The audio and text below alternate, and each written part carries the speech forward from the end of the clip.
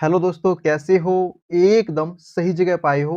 आज दोस्तों हम लोग करने वाले हैं डीएसएसबी के प्रीवियस ईयर पेपर को सॉल्व करने वाले हैं, ठीक है। और दोस्तों उस एग्जाम का क्या सॉल्व करेंगे? तो दोस्तों उस एग्जाम का आज हम लोग सॉल्व करेंगे रीजनिंग वाला सेक्शन। कौन सा सेक्शन? रीजनिंग वाला सेक्शन दोस्तों आज हम लोग सॉल्व करने वाले हैं, ठीक है। और दोस्तों जो स्टूडेंट आज पहली बार आए हैं उनको मैं बता देता हूं कि मेरा नाम है सौरभ और दोस्तों मैं आप लोगों को करा रहा हूं डीएसएसबी के प्रीवियस ईयर पेपर प्लस दोस्तों करंट ईयर पेपर। मतलब कि प्रीवियस ईयर पेपर और करंट ईयर पेपर दोस्तों मैं आप लोगों को करा रहा हूं, ठीक है। तो दोस्तों आप लोग क्या कर सकते हो, इस चैनल को सब्सक्राइब कर सकते हो, जो दोस्तों आपकी जर्नी में बहुत ही ज्यादा हेल्पफुल होने वाला है, ठीक है। तो दोस्तों टाइम वेस्ट ना करते हुए मैं क्लास को स्टार्ट करता हूं, ठीक है। तो दोस्तों ये रहा question number first. Question number first में लिखा है a series is given with one term missing. मतलब कि दोस्तों ये कह रहा है कि आपके पास एक सीरीज है और दोस्तों इस सीरीज का एक टर्म कैसा है? मिसिंग है। कौन सा टर्म मिसिंग है? तो दोस्तों ये जो क्वेश्चन मार्क लगा है ये वाला टर्म मिसिंग है, ठीक है। तो दोस्तों आपको क्या करना है? आपको दोस्तों कैलकुलेट करना है और आपको बताना है कि इस क्वेश्चन मार्क की जगह पर क्या आने वाला है, ठीक है। तो दोस्तों मैंने आप लोगों को ऑलरेडी बता रखा है कि जब कभी भी अंग्रेजी के अल्फ़ाबेट आ जाएं और अंग्रेजी के अल्फ़ाबेट से कुछ भी पूछा जाए तो सबसे पहले आपको क्या करना है? सबसे पहले उनकी प्लेस वैल्यू को लिख लेना है। क्या लिख लेना है? उनकी प्लेस वैल्यू को लिख लेना है। प्लेस वैल्यू का मतलब होता है कि ए कितने नंबर पे आता है, बी कितने नंबर पे आता है, सी कितने नंबर पे आता है, जेड कितने नंबर पे आता है, उन सबको लिख लेना है, ठीक है। तो आज भी दोस्तों हम लोग क्या करेंगे? इनकी प्लेस वैल्यू को लिख लेंगे, ठीक है। तो सबसे पहले क्या है? तो सबसे पहले है डब्लू ए। क्या है? W A. तो दोस्तों डब्लू आता है 23 नंबर पे, तो यहाँ पे लिख लेंगे 23। और दोस्तों ए आता है 1 नंबर पे, तो ए लिख लेंगे 1 नंबर पे, ठीक है।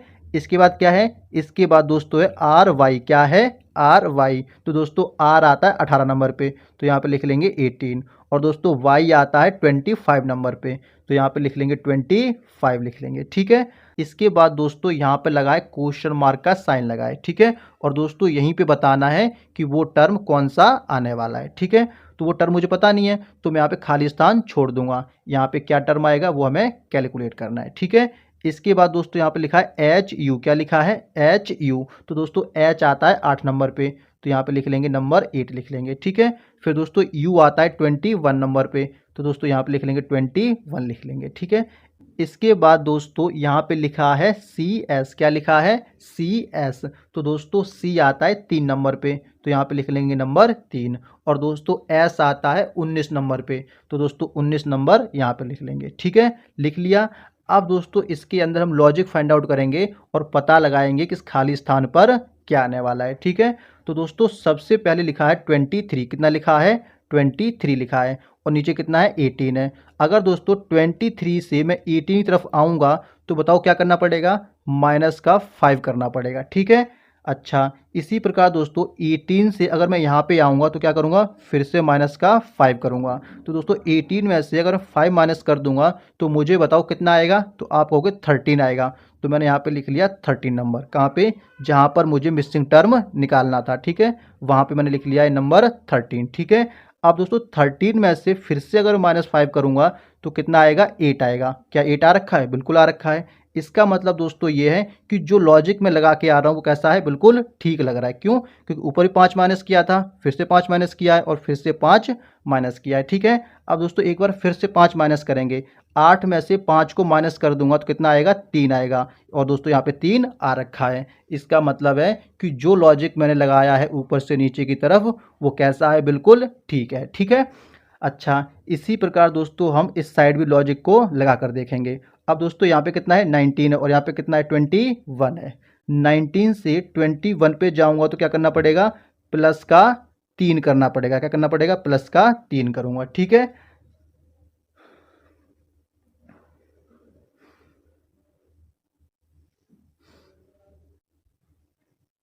19 से 21 की तरफ जाऊंगा तो क्या करना पड़ेगा?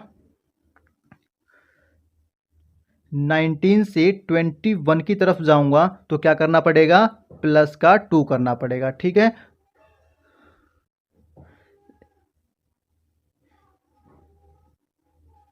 यहाँ पर कितना है 19 है, ठीक।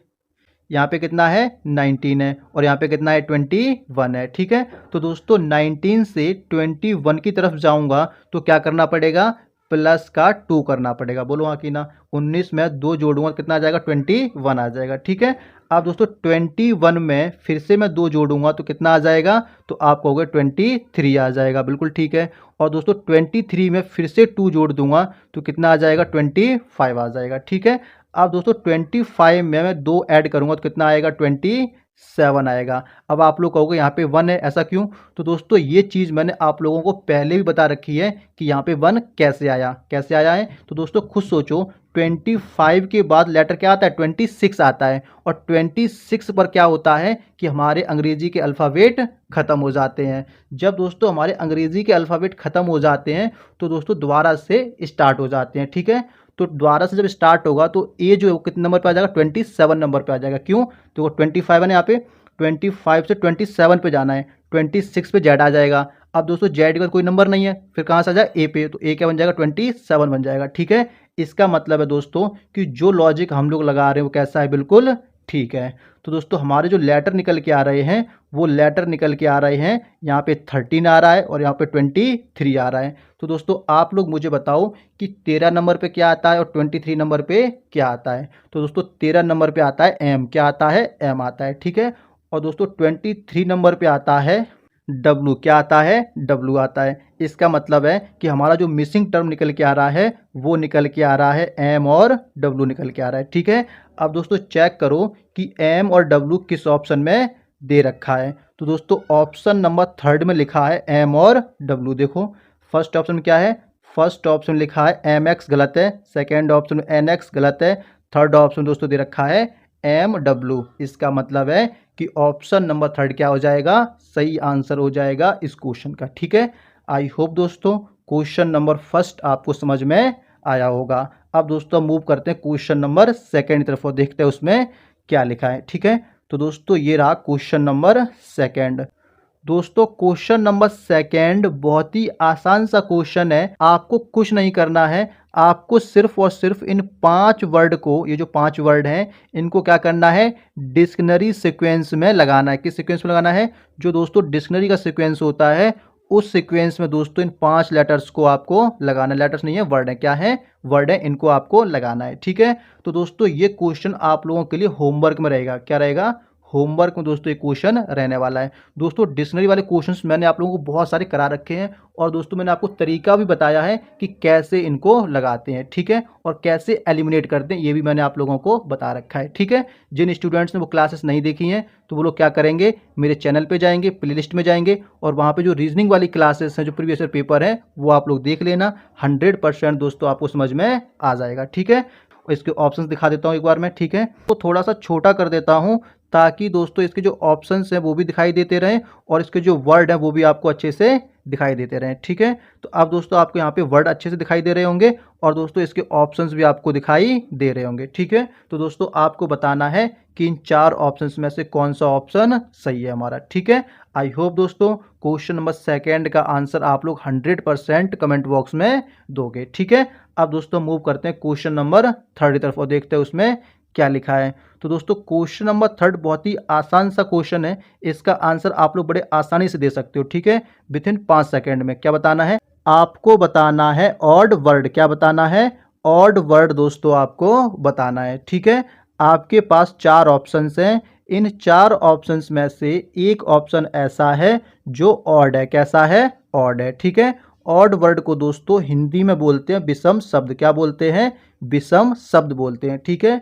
विषम शब्द का मतलब होता है कि जो सबसे अलग है। अलग का मतलब है कि आपके पास 4 ऑप्शंस हैं, इन 4 ऑप्शंस में से एक ऑप्शन ऐसा है जो सबसे अलग है, ठीक है। तो दोस्तों ऑप्शन नंबर फर्स्ट में लिखा है डॉग। क्या लिखा है, डॉग। और दोस्तों इधर लिखा है बार्क, मतलब कि जो डॉग होता है वो क्या करता है, बार्क करता है, मतलब कि भौंकता है, ठीक है।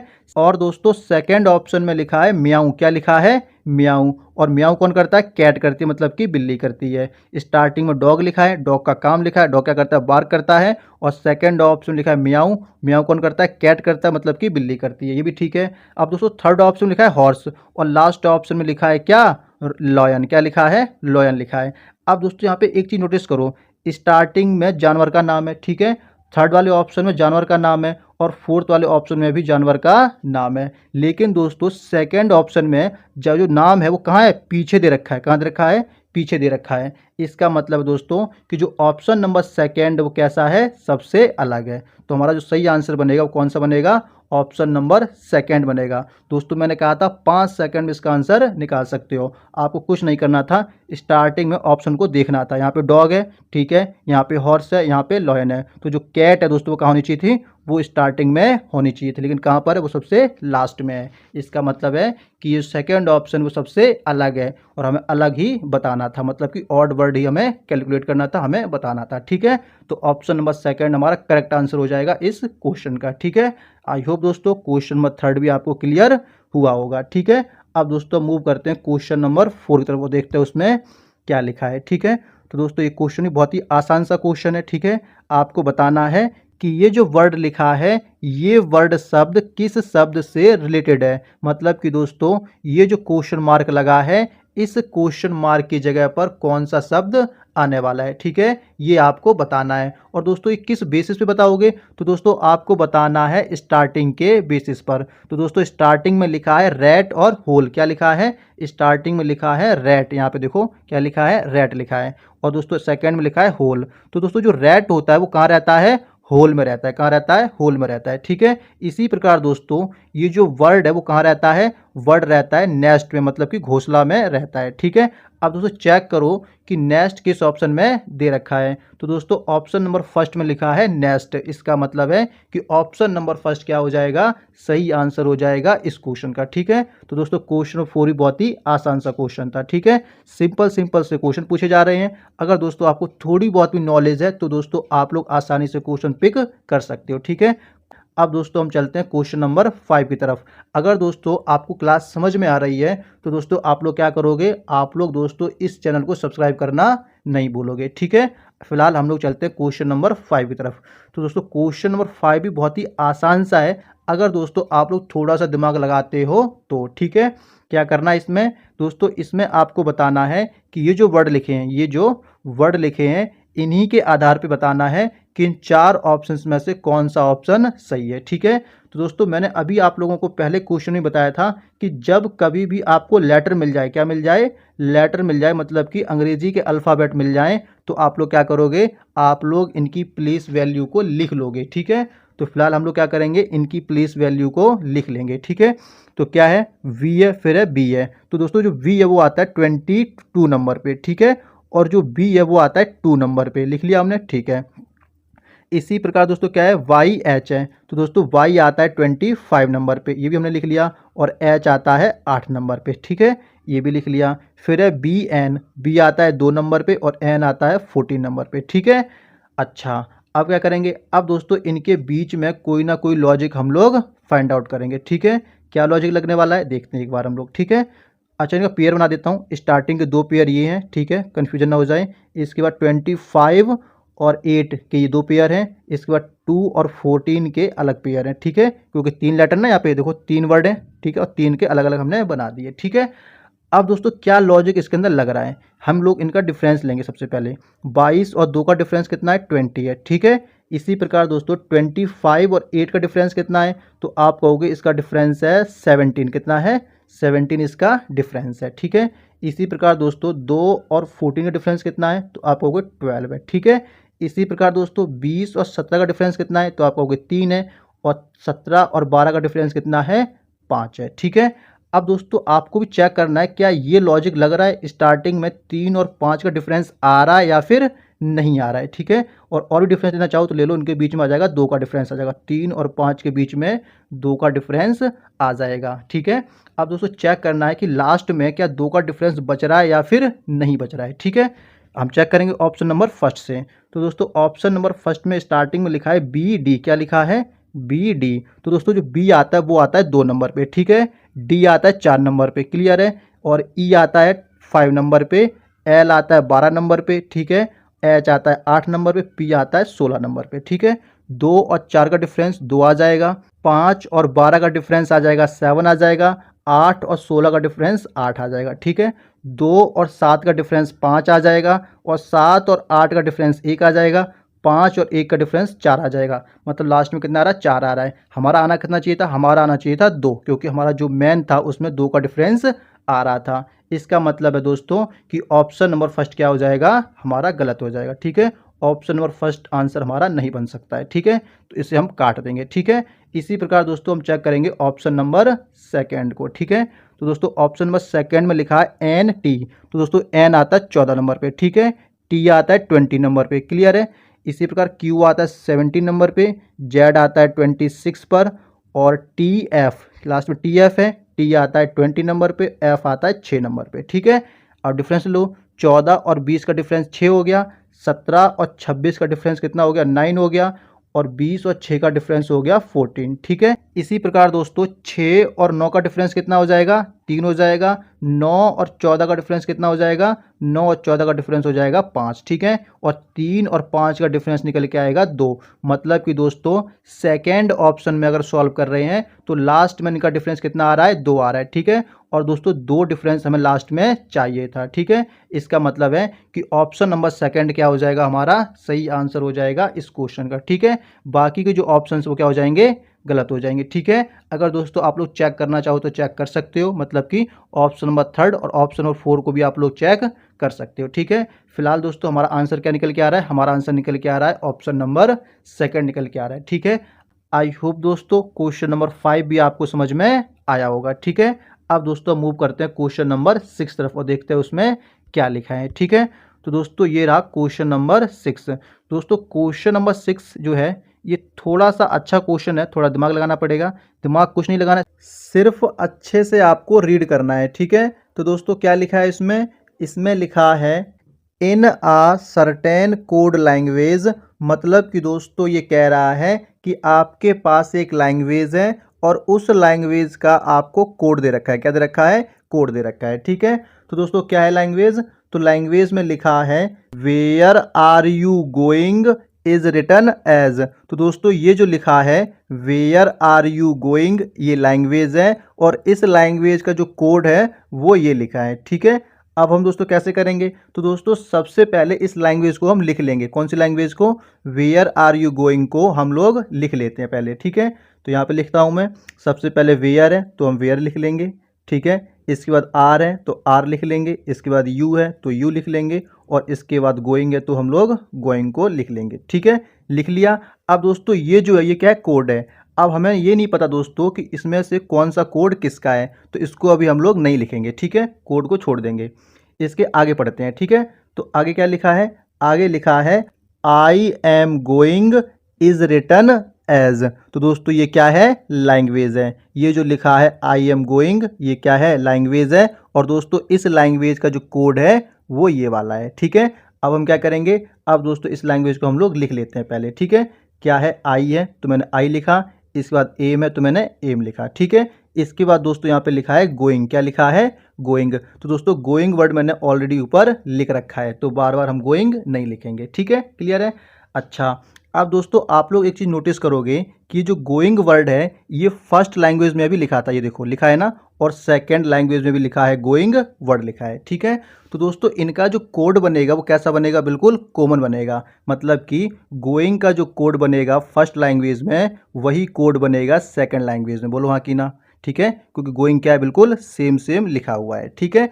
तो आप लोग मुझे बताओ कि फर्स्ट कोड में और सेकेंड कोड में क्या चीज़ कॉमन है। जो चीज़ कॉमन है वही बनेगा, गोइंग का कोड बनेगा, ठीक है। तो दोस्तों ये वाला जो सिंबल बना हुआ है, ये वाला जो सिंबल बना हुआ है, ये सिंबल क्या है, कॉमन है। मतलब कि यहाँ पर भी है और दोस्तों यहाँ पर भी बना हुआ है, ठीक है। इसका मतलब है कि जो डॉलर जैसा साइन दिख रहा है ये क्या बन जाएगा, गोइंग का कोड बन जाएगा, ठीक है। तो हम गोइंग के सामने वर्ड लिख देंगे, मतलब कि सिंबल को लिख देते हैं, ठीक है। इसको रफ करता हूँ और गोइंग के सामने ये वाला सिंबल मैं बना देता हूँ, ठीक है। तो ये जो सिंबल बन गया वो किसका बन गया, ये बन गया है गोइंग का कोड बन गया है, ठीक है। अच्छा, अब दोस्तों हम आगे रीड करते हैं क्या लिखा है इसमें। तो दोस्तों आगे लिखा है you and I go is written as. तो दोस्तों ये भी क्या है, लैंग्वेज है। ये जो लिखा है यू एंड आई गो, ये लैंग्वेज है और इस लैंग्वेज का जो कोड है वो ये लिखा है, ठीक है। तो अब हम क्या करेंगे, हम दोस्तों सबसे पहले इस लैंग्वेज को लिख लेते हैं, ठीक है। तो सबसे पहले क्या लिखा है, सबसे पहले लिखा है यू। तो दोस्तों यू जो लिखा है वो मैंने ऑलरेडी ऊपर लिख रखा है, तो बार बार इसको हम नहीं लिखेंगे, ठीक है। फिर क्या है इसके अंदर, इसके बाद एंड लिखा है, तो एंड यहाँ पे हम लोग लिख लेंगे, ठीक है। इसके बाद आई है, तो आई भी दोस्तों हमने ऑलरेडी लिख रखा है, ये देखो लिखा है ना आई, तो बार बार इसको हम नहीं लिखेंगे, ठीक है। तो आई को नहीं लिखेंगे। इसके बाद क्या लिखा है, गो लिखा है, तो दोस्तों हम गो को यहाँ पे लिख लेंगे, ठीक है। दोस्तों गो है और यहाँ पे गोइंग है, दोनों अलग अलग है, ठीक है, इसलिए मैंने गो को यहाँ पे लिखा है, ठीक है। अब देखो ये जो लास्ट लैंग्वेज है इसमें क्या क्या कॉमन था, इसके अंदर कॉमन था यू कॉमन था और आई भी इसके अंदर कॉमन था, ठीक है। तो दोस्तों जो यू लिखा है वो कहाँ पे लिखा है, वो लिखा है फर्स्ट लैंग्वेज में, ये देखो ये जो फर्स्ट लैंग्वेज लिखा है इसमें यू लिखा है और सबसे लास्ट लैंग्वेज में भी यू लिखा है। तो दोस्तों इनका जो कोड बनेगा वो क्या बनेगा, बिल्कुल सिमिलर बनेगा, ठीक है। तो आप लोग मुझे बताओ कि इन दोनों में ये जो कोड लिखा है और ये जो कोड लिखा है इसमें क्या चीज़ सिमिलर है। तो आप कहोगे कि एट द रेट का जो साइन बना है ये क्या है, बिल्कुल सिमिलर है, देखो यहाँ पे बना है ना और यहाँ पर भी बना हुआ है, ठीक है। इसका मतलब है कि जो यू का कोड बनेगा वो क्या बनेगा, एट द रेट का साइन बनने वाला है, ठीक है। तो यू के सामने हम लिख देंगे क्या, एट द रेट का साइन बना देंगे, ठीक है। ये कोड बन गया यू का, क्लियर है। अच्छा अब देखो ये जो लास्ट लैंग्वेज है इसमें से यू का कोड तो खत्म हो चुका है, ठीक है। इसके बाद क्या बचा, इसके बाद दोस्तों आई कॉमन था, क्या था, आई कॉमन था। तो दोस्तों आई जो है वो सेकेंड लैंग्वेज कॉमन था, ये देखो सेकेंड लैंग्वेज है ना ये, इसमें आई बना हुआ है, ठीक है। तो अब दोस्तों ये जो कोड है, एक मिनट रुकना, ये जो आई का कोड है, ये जो आई है और ये जो आई है इनका कोड क्या होगा, बिल्कुल सिमिलर होगा, ठीक है। तो अब चेक करो ये कोड है इस वाले में से और इस वाले में से कौन सा चीज़ सिमिलर है, तो आप लोग कहोगे सिमिलर आ रहा है, स्टार सिमिलर आ रहा है, ठीक है। तो आई का कोड बन जाएगा स्टार, क्या बन जाएगा, स्टार कोड बन जाएगा आई का, ठीक है।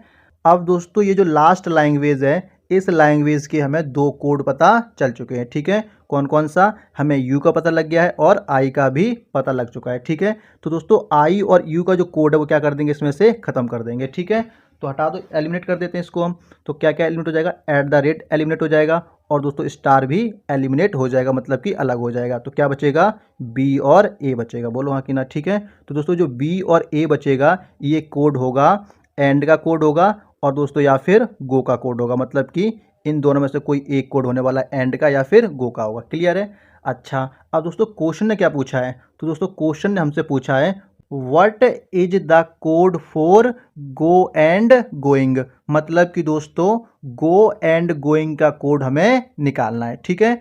तो दोस्तों गोइंग का जो कोड है वो अभी हम लोगों ने फाइंड आउट किया था, ये जो गोइंग लिखा है इसका कोड दोस्तों अभी हम लोगों ने फाइंड आउट किया था। यहाँ पे लिखा है, देखो गोइंग का कोड लिखा है ना, इसके सामने लिखा है ये बना है गोइंग का कोड, तो यहाँ पे बना देंगे गोइंग का कोड बना देंगे हम, ठीक है। तो गोइंग का कोड दोस्तों हम लोगों को मिल चुका है, ठीक है। इसके बाद क्या है, इसके बाद दोस्तों गो लिखा है यहाँ पे और इसके बाद लिखा है एंड, अब हमें इनका भी कोड निकालना है, ठीक है। तो दोस्तों गो यहाँ पे लिखा है और एंड यहाँ पे लिखा है। अब इसके सामने लिखा है बी ए, क्या लिखा है, बी ए लिखा है। इसका मतलब दोस्तों ये है कि जो एंड है अगर इसका कोड बी है, क्या है, बी है, तो गो का कोड क्या बन जाएगा, तो दोस्तों गो का कोड बन जाएगा ए बन जाएगा, ठीक है। अगर मान लो कि एंड का कोड ए है, क्या है, ए है, तो गो का कोड क्या बन जाएगा, गो का कोड बी बन जाएगा, मतलब कि इन दोनों का जो कोड है वो ए बी बन सकता है, ठीक है। अच्छा इसका मतलब दोस्तों ये हो गया कि गो और एंड का कोड हमें पता लग चुका है, क्या है, ए और बी है, ठीक है। तो यहाँ पे लिख लेते हैं, एक मिनट रुकना, मार्कर चेंज कर लेता हूँ ताकि आपको अच्छे से दिखाई दे सके, ठीक है। तो गो और एंड का कोड आ गया ए बी और ये जो गोइंग लिखा है इसका कोड यहाँ पे लिखा है, ये देखो बना हुआ है, तो मैंने इसको भी बना दिया है, ठीक है। अब दोस्तों ऑप्शन में चेक करेंगे कि ये कोड कहाँ पर दे रखा है, ठीक है। तो ये हमारे ऑप्शंस हैं और इसमें हम पता लगाएंगे कौन सा कोड बनने वाला है, ठीक है। तो ये जो कोड है ए बी, यहाँ पे लिख देता हूँ मैं मिटा करके, ए बी था फिर ये वाला साइन था, ठीक है। ये चेक करो दोस्तों कि किस ऑप्शन में दे रखा है। तो दोस्तों ऑप्शन नंबर फर्स्ट में लिखा है ए बी स्टार, गलत हो गया। सेकंड ऑप्शन में लिखा है बी ए, फिर ये सिंबल गलत है, गलत हो गया। थर्ड ऑप्शन में दोस्तों लिखा है ये वाला साइन बना हुआ है, फिर दोस्तों इसमें बी भी लिखा है और इसमें ए भी लिखा है। इसका मतलब है कि हमारा जो सही आंसर बनेगा वो बनेगा ऑप्शन नंबर थर्ड बनेगा, ठीक है। थोड़ा टाइम लग गया क्वेश्चन में, लेकिन दोस्तों आपको हर एक चीज़ अच्छे से क्लियर करवानी थी, इसलिए थोड़ा सा इसमें टाइम लग गया, ठीक है। बाकी दोस्तों हमारा जो आंसर बन रहा है वो बन रहा है option number third, correct answer बन रहा है, ठीक है। आई होप दोस्तों क्वेश्चन नंबर 6 आपको समझ में आया होगा। अब दोस्तों हम चलते हैं क्वेश्चन नंबर 7 की तरफ और देखते हैं उसमें क्या लिखा है। तो क्या लिखा है इसमें? इसमें लिखा है 5 men M1, M2, M3, M4 and M5 live on 5 different floors of a same building. मतलब कि दोस्तों ये कह रहा है कि 5 आदमी हैं और ये 5 आदमी एक बिल्डिंग में रहते हैं, ठीक है, लेकिन अलग अलग फ्लोर पर रहते हैं। मतलब कि डिफरेंट डिफरेंट फ्लोर पर ये पांचों इंसान रहते हैं, ठीक है। अब आगे क्या लिखा है? तो दोस्तों आगे लिखा है the lower most floor is number 1, the floor just above it is number 2 and so on. No two man lives on the same floor. मतलब कि दोस्तों ये कह रहा है कि सबसे नीचे वाला जो फ्लोर होगा वो होगा नंबर 1 और इससे ऊपर जो फ्लोर होगा वो होगा नंबर 2 और इस प्रकार से प्रक्रिया चलती रहेगी, ठीक है। कहने का मतलब ये है कि सबसे नीचे वाला जो फ्लोर होगा वो होगा नंबर 1, इससे ऊपर होगा नंबर 2, इससे ऊपर होगा नंबर 3, इसके ऊपर होगा नंबर 4 और इसके ऊपर होगा नंबर 5 होगा, ठीक है। 5 मैन है तो 5 ही फ्लोर बनाए हमने, ठीक है।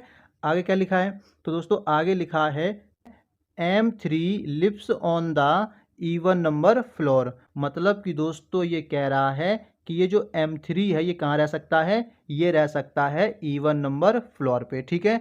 इवन नंबर क्या होता है? जो 2 से डिवाइड हो जाता है, ठीक है।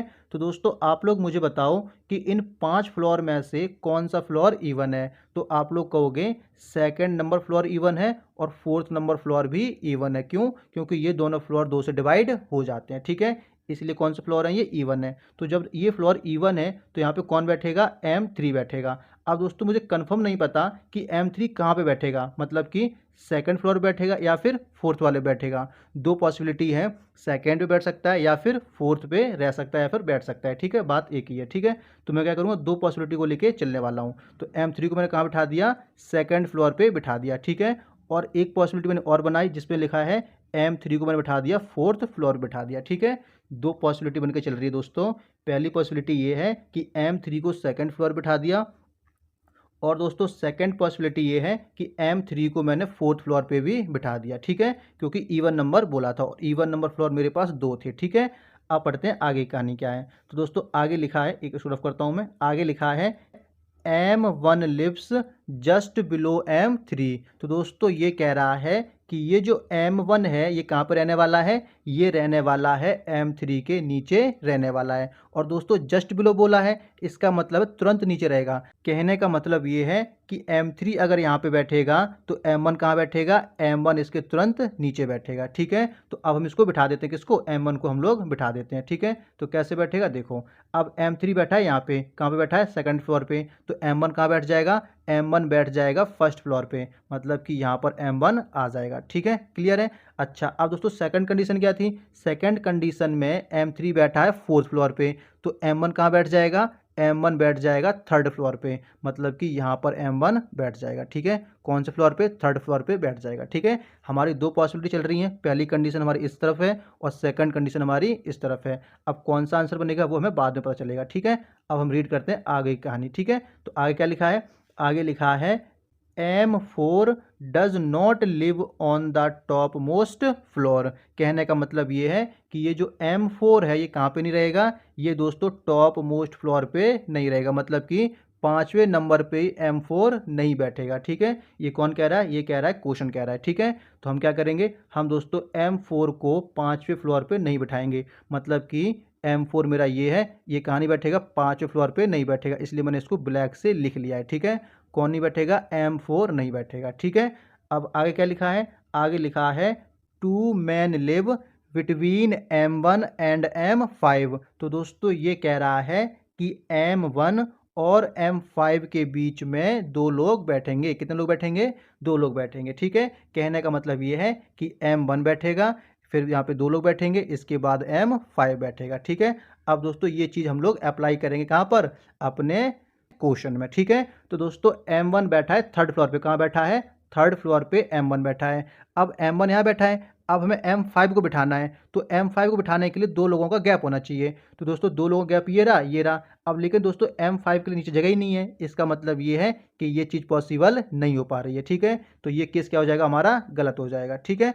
अब दोस्तों सेकंड केस क्या है? सेकंड केस हमारा ये था कि M1 को हमने बिठा रखा है कहाँ पर? फर्स्ट फ्लोर बिठा रखा है, ये देखो बैठा है, यहाँ बैठा हुआ है। अब दोस्तों M1 बैठा है फर्स्ट फ्लोर पे, इसके बीच में 2 लोग बैठेंगे तो 1 2 और इसके बाद कौन बैठ जाएगा, M5 बैठ जाएगा। इसका मतलब है कि M5 कहाँ बैठ जाएगा, M5 बैठ जाएगा 4th फ्लोर बैठ जाएगा। कहाँ बैठ जाएगा, 4थी फ्लोर पर M5 बैठ जाएगा। ठीक है, तो दोस्तों M5 कहाँ बैठ गया, 5वें फ्लोर पर बैठ चुका है। ठीक है, क्वेश्चन ये बोला था कि M1 और M5 के बीच में 2 लोग बैठेंगे। ठीक है, तो पहला लोग और दूसरा लोग। ठीक है, इसके बाद M5। क्लियर है। अच्छा, अब दोस्तों कौन सा खाली स्थान बचा है, 3rd फ्लोर खाली है, इसके बाद 5वां फ्लोर भी खाली है। लेकिन दोस्तों 5वें फ्लोर के लिए कंडीशन थी क्या, कि M4 नहीं बैठ सकता था। तो M4 5वें कंडीशन में नहीं बैठ सकता है, मतलब कि 5वें फ्लोर पे नहीं बैठ सकता है।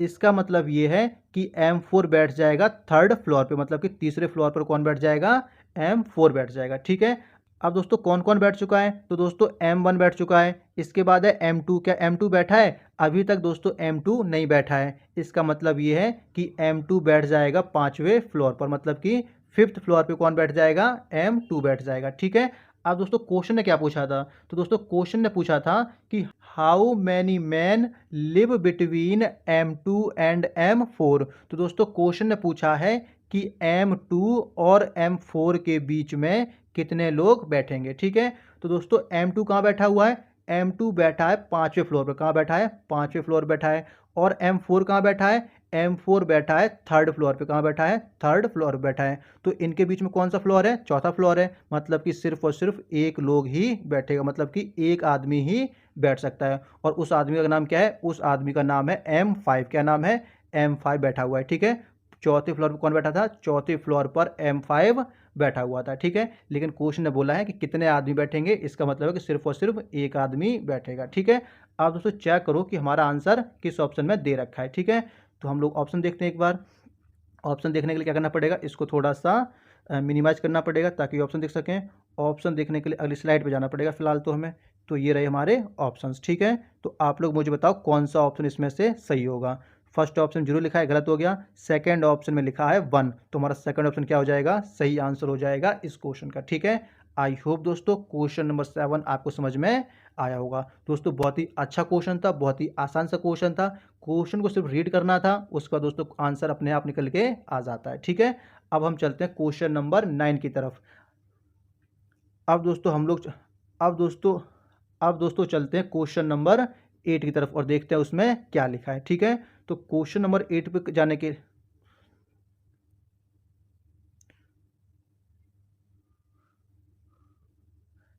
ठीक है, अब दोस्तों चलते हैं क्वेश्चन नंबर 8 की तरफ।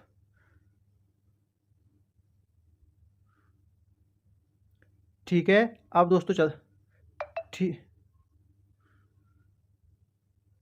ठीक है, अब दोस्तों चलते ठीक है, अब दोस्तों चलते हैं क्वेश्चन नंबर 8 की तरफ और देखते हैं उसमें क्या लिखा है। ठीक है, तो दोस्तों क्वेश्चन नंबर 8 पे जाने के लिए अगली स्लाइड पे जाना पड़ेगा।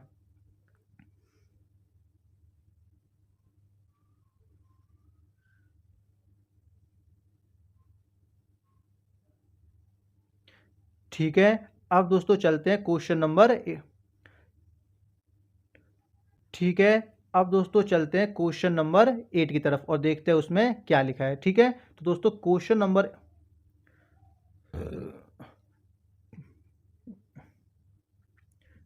ठीक है, अब दोस्तों चलते ठीक है, अब दोस्तों चलते हैं क्वेश्चन नंबर 8 की तरफ और देखते हैं उसमें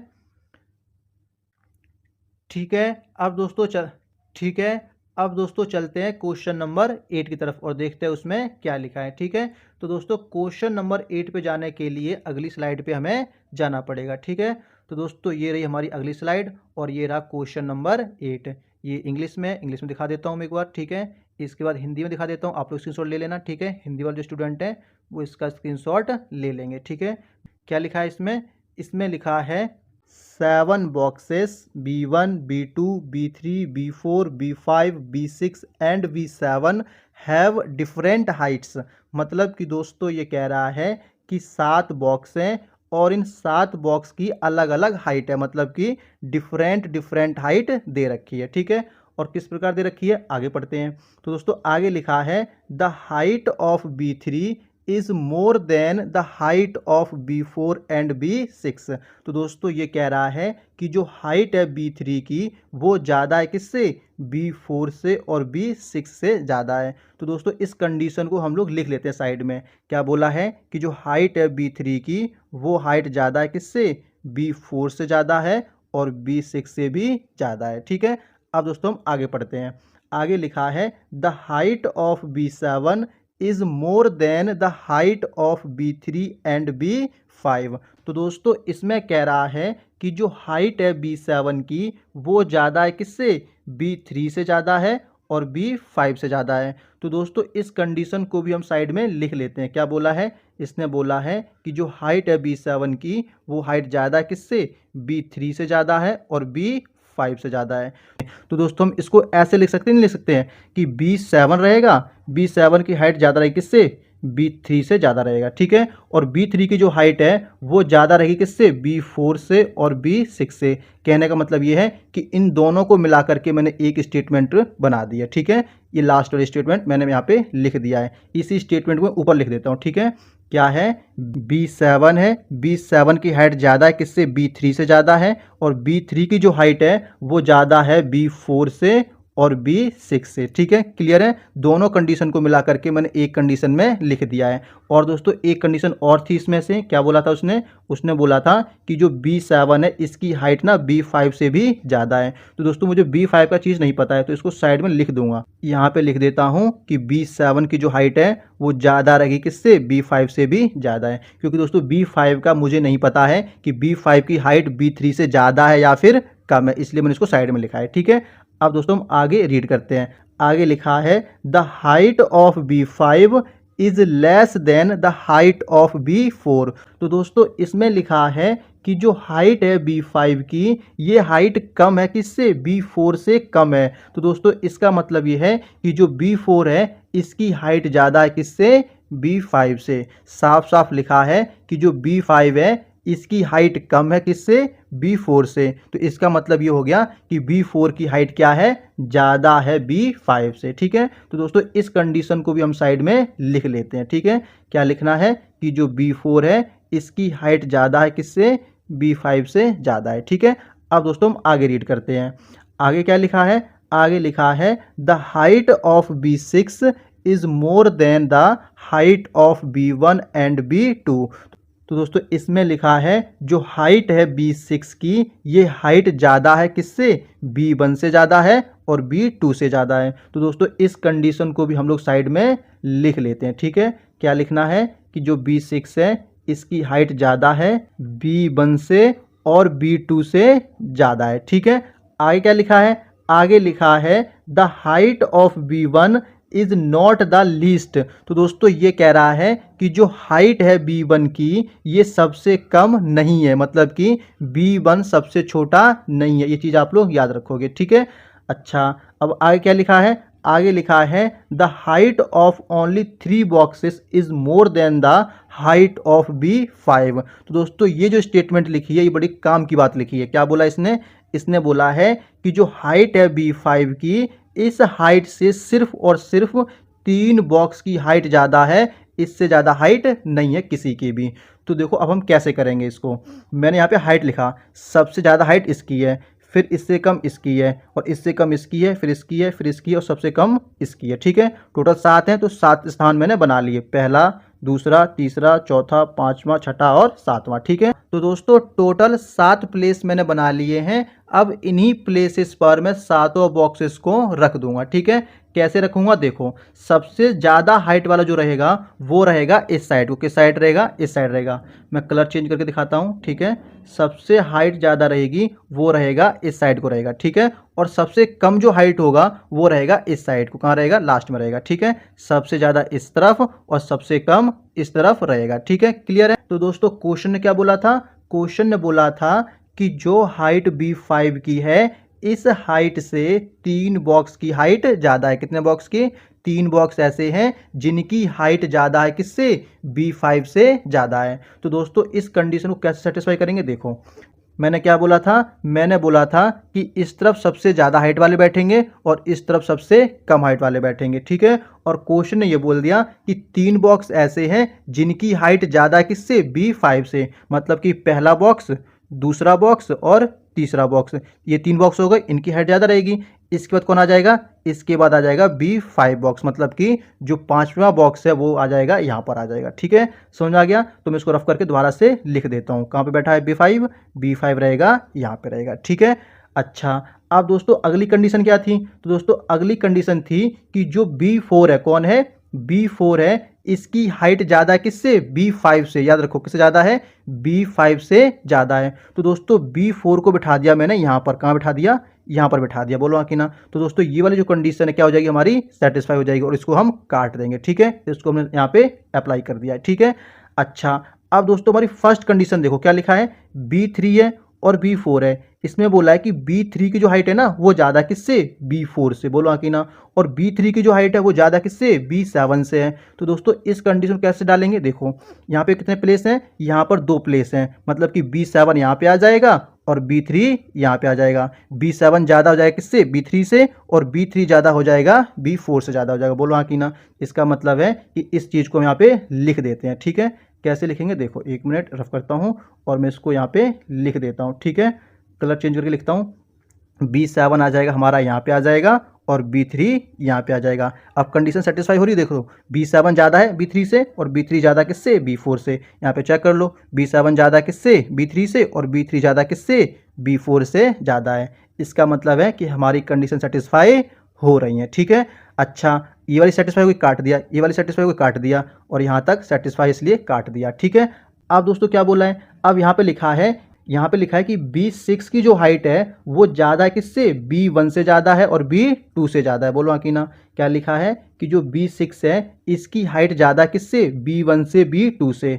तो दोस्तों B6 को बिठा दिया मैंने यहाँ पर। कहाँ बिठा दिया? यहाँ पर। अब पंगा ये है कि यहाँ पे B1 आएगा या B2 आएगा। तो दोस्तों क्वेश्चन ने बोला था, कंडीशन में बोला था कि जो B1 है वो सबसे कम नहीं है। देखो यहाँ पे लिखा है, ये देखो लिखा है B1 is not the least, मतलब कि B1 छोटा नहीं है। इसका मतलब है कि B1 कहाँ रहेगा? B1 रहेगा यहाँ पर। तो B2 कहाँ आ जाएगा? B2 आ जाएगा यहाँ पर आ जाएगा। बोलो हाँ कि ना? ठीक है। B6 कहाँ बैठ गया है दोस्तों? B6 बैठ चुका है हमारा, 1 मिनट, B6 बैठा है हमारा, ये बैठा है, और दोस्तों B1 मेरा ये बैठ गया, B2 ये बैठ गया। इसका मतलब है कि ये वाली कंडीशन सेटिस्फाई हो गई, इसको भी हम काट देंगे, ठीक है। मतलब कि सारी कंडीशन सेटिस्फाई हो गई। यहाँ पे वाली कंडीशन बच गई, कौन सी वाली? 1 मिनट मार्क करके दिखाता हूँ मैं आपको। ये वाली कंडीशन बची पड़ी है, B7 ज़्यादा है किससे? B7 ज़्यादा है B5 से। तो देखो यहाँ पे हो रखी है भी सेटिस्फाई। ये रहा B7, ये B7 है, और B5 कहाँ है? तो दोस्तों ये रहा B5, मतलब कि B7 ज़्यादा है किससे? B5 से। तो दोस्तों ये कंडीशन भी सेटिस्फाई हो रखी है। तो दोस्तों सारी की सारी कंडीशन सेटिस्फाई हो चुकी है हमारी, ठीक है। क्या निकल के आ रहा है हमारा आंसर? हमारा आंसर निकल के आ रहा है कि B7 ज़्यादा है B3 से, B3 ज़्यादा है B4 से, और B4 ज़्यादा है B5 से, B5 ज़्यादा है B6 से, B6 ज़्यादा है B1 से, और B1 ज़्यादा है B2 से। अब दोस्तों चेक करो क्वेश्चन ने क्या पूछा है। तो दोस्तों क्वेश्चन ने पूछा है कि how many boxes have more height than the height of V1। तो दोस्तों क्वेश्चन आपसे ये पूछ रहा है कि जो B1 है इस B1 से कितने बॉक्सेस की हाइट ज़्यादा है। तो चेक कर लेते हैं हम लोग किसकी हाइट ज़्यादा है। तो दोस्तों B1 बैठा है यहाँ पर, कहाँ बैठा है? ये B1 बैठा है, ठीक है। तो इस बॉक्स से किसकी हाइट ज़्यादा है? पहला बॉक्स, दूसरा बॉक्स, तीसरा बॉक्स, चौथा बॉक्स और 5वां बॉक्स। मतलब कि 5 बॉक्स ऐसे हैं जिनकी हाइट ज़्यादा है किससे? B1 से ज़्यादा है, ठीक है। आप काउंट कर सकते हो, B1 यहाँ बैठा है तो इसके जो इधर वाले बैठे हैं क्या है? सबसे ज़्यादा हाइट वाले हैं, ठीक है। तो टोटल निकल के आ रहे हैं 5 बॉक्स। कितने निकल के आ रहे हैं? 5 बॉक्स निकल के आ रहे हैं जिनकी हाइट क्या है? सबसे ज़्यादा है, ठीक है। तो दोस्तों अब चेक करो कि किस ऑप्शन में ये आंसर दे रखा है। तो हम लोग चेक करते हैं ऑप्शन में और देखते हैं ये आंसर कहाँ पर निकल के आता है, ठीक है। तो ऑप्शन देखने के लिए अगली स्लाइड पर जाना पड़ेगा। अगली स्लाइड हमारी ये रही, ठीक है। अब आप लोग मुझे बताओ कि इनमें से कौन सा आंसर बनने वाला है, ठीक है। फर्स्ट ऑप्शन में लिखा है 3, गलत हो गया। सेकंड ऑप्शन में लिखा है 2, ये भी गलत हो गया। थर्ड ऑप्शन में लिखा है 5, क्या लिखा है? 5। इसका मतलब है कि थर्ड ऑप्शन क्या हो जाएगा दोस्तों? हमारा सही आंसर हो जाएगा, ठीक है। B1 से 5 बॉक्स ऐसे जिनकी हाइट ज़्यादा है, ठीक है। और लास्ट ऑप्शन गलत हो जाएगा। आई होप दोस्तों क्वेश्चन नंबर 8 आपको समझ में आया होगा। दोस्तों थोड़ा सा टाइम लग जाता है समझाने में, क्यों? क्योंकि दोस्तों बिल्कुल डीपली समझाना होता है। जो स्टूडेंट पहली बार पढ़ने आया है उसको भी समझ में आ जाएगा। ठीक है, मेरी पूरी कोशिश रहती है कि जिस स्टूडेंट को कुछ भी नहीं आता है उसको भी समझ में आ जाए। ठीक है, अब दोस्तों मूव करते हैं क्वेश्चन नंबर 9 की तरफ और देखते हैं उसमें क्या लिखा है। ठीक है, अगर दोस्तों आप लोगों को इन क्वेश्चंस की पीडीएफ चाहिए तो दोस्तों आपको जाना पड़ेगा टेलीग्राम पे। कहाँ जाओगे? टेलीग्राम पे जाओगे और दोस्तों आप लोग सर्च करोगे क्या? Saurabh iconic classes. क्या सर्च करोगे? सौरभ आइकॉनिक क्लासेस दोस्तों आप लोग सर्च करोगे, आपको दोस्तों वहाँ पे ग्रुप मिल जाएगा, उस ग्रुप को ज्वाइन कर लेना और दोस्तों वहाँ पर इसकी पीडीएफ आपको मिल जाएंगी। ठीक है, जितने भी क्वेश्चंस कराए जाते हैं चाहे वो जीके के हों, रीजनिंग के हों, हिंदी के हों, मैथ्स के हों, सारी की सारी पीडीएफ दोस्तों इस टेलीग्राम चैनल पे आपको मिल जाएंगी। ठीक है, फिलहाल हम चलते हैं क्वेश्चन नंबर 9 की तरफ और देखते हैं उसमें क्या लिखा है। ठीक है, तो दोस्तों ये रहा क्वेश्चन नंबर 9। दोस्तों क्वेश्चन नंबर 9 बहुत ही आसान सा क्वेश्चन है। ठीक है, और दोस्तों इस क्वेश्चन का आंसर आप लोग मुझे दोगे कमेंट बॉक्स में। कहाँ दोगे? कमेंट बॉक्स में दोस्तों आप लोग इसका आंसर दोगे। ठीक है, बहुत ही आसान सा क्वेश्चन है और दोस्तों इस क्वेश्चन का जो आंसर निकलेगा वो निकलेगा ऑप्शंस के द्वारा। किसके द्वारा? ऑप्शंस के द्वारा। तो दोस्तों आप लोग ऑप्शंस का स्क्रीनशॉट लेना मत भूलना। ठीक है, बिना ऑप्शंस के दोस्तों इसका आंसर नहीं निकलने वाला। ठीक है, इंग्लिश मीडियम वाले उनके लिए जूम कर देता हूँ मैं। ठीक है, जो इंग्लिश मीडियम में है उनके लिए जूम कर देता हूँ। ठीक है, अब आप लोग इसका स्क्रीनशॉट ले लो और जो स्टूडेंट हिंदी मीडियम के हैं उनको भी दिखा देता हूँ एक बार में। ठीक है, ये रहा, आप लोग इसका स्क्रीनशॉट ले लो। ठीक है, और ऑप्शंस का भी आप लोग ले लेना, बिना ऑप्शंस का स्क्रीनशॉट लिए आप लोग इसका आंसर नहीं निकाल सकते हो। ठीक है, इसका आंसर आप लोग मुझे दोगे कमेंट बॉक्स में। कहाँ दोगे? कमेंट बॉक्स में दोस्तों इसका आंसर आप लोग मुझे प्रोवाइड करो। दोस्तों जब मैं आप लोगों के लिए इतनी मेहनत कर रहा हूं तो आपका भी फर्ज बनता है कि आप लोग क्या करो, एक दो क्वेश्चन आप लोग भी सॉल्व करो मेरे साथ साथ। ठीक है, अब दोस्तों हम लोग चलते हैं क्वेश्चन नंबर 10 की तरफ और देखते हैं उसमें क्या लिखा है। तो दोस्तों ये रहा क्वेश्चन नंबर 10। दोस्तों क्वेश्चन नंबर 10 बहुत ही आसान सा क्वेश्चन है। आपको कुछ नहीं करना है, आपको सिर्फ और सिर्फ इस स्टेटमेंट को रीड करना है और आपको बताना है कि ये दोनों कंक्लूजन फॉलो होते हैं या फिर नहीं होते हैं। ठीक है, तो दोस्तों स्टेटमेंट को थोड़ा जूम कर देता हूं मैं ताकि आपको अच्छे से दिखाई दे सके। ठीक है, मैं जूम करता हूं, ये हमारी स्टेटमेंट है और नीचे इसके कंक्लूजन लिखे पड़े हैं। ठीक है, तो दोस्तों क्या लिखा है इसमें? इसमें लिखा है नो टी इज जी। क्या लिखा है? नो टी इज जी। इसका मतलब है कि कोई भी टी जी नहीं है। कहने का तात्पर्य ये है कि अगर ये टी है और ये जी है, कौन है? ये जी है, तो कह रहा है कि कोई भी टी का पर्सन ना जी के घर पे नहीं जा सकता है। कोई भी टी का पर्सन जी के घर पे नहीं जा सकता है। तो दोस्तों आप लोग मुझे बताओ, जब टी का कोई भी सदस्य जी के घर पे नहीं जाएगा तो क्या जी का कोई भी सदस्य टी के घर पे आएगा? बिल्कुल नहीं आएगा। मतलब कि इन दोनों के बीच क्या आ गई? पाबंदी आ गई, कोई किसी के घर पे नहीं जा सकता है। ठीक है, अच्छा अब दोस्तों सेकंड में क्या लिखा है? सेकंड में लिखा है ऑल जी आर पी। क्या लिखा है? ऑल जी आर पी। कह रहा है जितनी भी जी है सारी सारी क्या है? पी है। क्या है? पी है। तो दोस्तों जी तो हमने बना रखा है ऑलरेडी और ये क्या है? पी है, मतलब कि सारा का सारा किसके अंदर आ जाएगा? पी के अंदर आ जाएगा। बोलो हाँ कि ना? वेन डायग्राम आप लोगों को पता होगा, वेन डायग्राम से दोस्तों इनके आंसर आसानी से निकाले जा सकते हैं। ठीक है, अब जिन स्टूडेंट्स को वेन डायग्राम नहीं आता है वो लोग कमेंट बॉक्स में बताएंगे कि उन्हें वेन डायग्राम नहीं आता है, मैं उन लोगों को वेन डायग्राम सिखा दूंगा अच्छे से। ठीक है, फिलहाल इसको हम सॉल्व करते हैं। ठीक है, क्या लिखा था? इसमें लिखा था ऑल जी आर पी। कह रहा था कि सभी जी क्या है? पी है, तो मैंने जी को बना लिया पी के अंदर बना लिया। ठीक है, अच्छा अब दोस्तों कंक्लूजन को रीड करते हैं और इसका आंसर निकालने की कोशिश करते हैं। क्या लिखा है इसमें? इसमें लिखा है some P R not T. क्या लिखा है? Some P R not T. कह रहा है कुछ पी टी नहीं है। क्या लिखा है? कि कुछ पी ऐसे हैं जो टी नहीं है। तो दोस्तों पी का जो अंदर वाला भाग है, ये वाला जी वाला, ये क्या नहीं है? टी नहीं है। क्यों? क्योंकि दोस्तों ये जी वाला पर्सन कहाँ नहीं जा सकता? टी के घर पर नहीं जा सकता है। इसका मतलब है कि जो पहला कंक्लूजन वो कैसा है हमारा? बिल्कुल सही बात कह रहा है कि some P R not T. कह रहा है कुछ पी ऐसे हैं जो टी नहीं है, मतलब कि ये वाला जो पोर्शन है जी वाला, ये क्या नहीं है? टी नहीं हो सकता कभी भी। ठीक है, अच्छा अब दोस्तों सेकंड में क्या लिखा है? सेकंड में लिखा है सम जी आर नॉट टी। कह रहा है कुछ जी ऐसा है जो टी नहीं हो सकता है। ये कहना चाहता है कि जी का कुछ पार्ट टी है। क्या कहना चाहता है? कि जी का कुछ पार्ट टी है और कुछ पार्ट टी नहीं है, ये लिखा है ना, सम जी आर नॉट टी, क्या कुछ जी का पार्ट टी है और कुछ नहीं है। लेकिन दोस्तों स्टेटमेंट ने ये बोला था कि कोई भी पार्ट टी जी नहीं है और ना ही जी का पार्ट टी है। तो कुछ कैसे हो सकता है, मतलब कि स्टेटमेंट को हम लोग 100% सही मानते हैं। इसका मतलब ये है कि जो सेकंड कंक्लूजन है क्या है, गलत हो गया हमारा, क्या हो गया, गलत हो गया। हमारा कौन सा कंक्लूजन सही है, हमारा दोस्तों फर्स्ट कंक्लूजन बिल्कुल सही है। ठीक है, आई होप दोस्तों क्वेश्चन नंबर 10 भी आपको समझ में आया होगा। एक बार इसके ऑप्शंस दिखा देता हूं और आप लोग बताओ कि कौन सा ऑप्शन इसमें से सही है। ठीक है, हमारा क्या आंसर बना था, हमारा आंसर बना था कि सिर्फ और सिर्फ पहला कंक्लूजन ही सही था। तो दोस्तों ऑप्शन फर्स्ट में लिखा है ओनली कंक्लूजन फर्स्ट फॉलो, इसका मतलब है कि ऑप्शन नंबर फर्स्ट क्या हो जाएगा, हमारा सही आंसर हो जाएगा इस क्वेश्चन का। ठीक है, और बाकी के ऑप्शन क्या हो जाएंगे, गलत हो जाएंगे। ठीक है, तो दोस्तों बहुत ही आसान सा क्वेश्चन था, बड़े आसानी से इसका आंसर निकल गया हमारा। ठीक है, अब दोस्तों टाइम बहुत ज़्यादा हो गया है, इसलिए दोस्तों क्लास को यहीं पे रोकना पड़ेगा। आई होप दोस्तों क्वेश्चन 1 से लेकर के 10 तक क्वेश्चन आपको समझ में आए होंगे। अगर दोस्तों आपको समझ में आए हैं 10 क्वेश्चन, तो दोस्तों आप लोग क्या करोगे, इस चैनल को सब्सक्राइब करोगे, क्या करोगे, सब्सक्राइब करोगे। ठीक है, टाटा बाय बाय, मिलते हैं दोस्तों नेक्स्ट क्लास में। ठीक है।